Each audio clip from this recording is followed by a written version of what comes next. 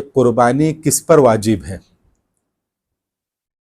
तो कुर्बानी हर उस शख्स पर वाजिब है जो आकिल हो, अक्ल रखता हो, बालिग हो, मुकीम हो, मुसाफिर ना हो और साहिब निसाब हो।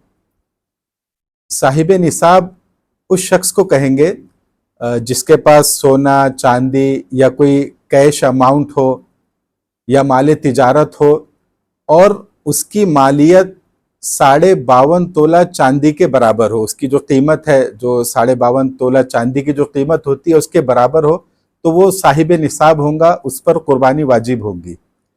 या इसी तरह किसी के पास ज़रूरत से ज़ायद सामान हो, जैसे एक घर है जिसमें वो रहता है लेकिन उसके अलावा एक घर उसके पास और है जो खाली है, तो समझो ये ज़रूरत से ज़ायद है। इसी तरह एक गाड़ी है जो इसके इस्तेमाल में है, यूज़ में है, लेकिन उसके अलावा भी 1 या 2 गाड़ी है जो इस्तेमाल में नहीं है, तो समझो वो ज़रूरत से ज़ायद है।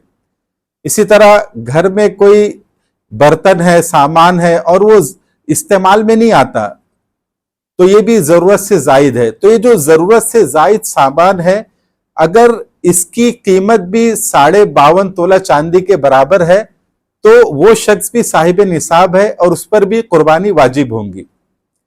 आमतौर से हमारे यहाँ मर्दों से ज्यादा औरतों पर कुर्बानी वाजिब होती है, इसलिए कि जो मर्द हजरात है उनके ऊपर बहुत सारी जिम्मेदारी होती है, अखराजात होते हैं, तो इतना माल उनके पास नहीं बच पाता कि जिससे उनके ऊपर कुर्बानी वाजिब हो।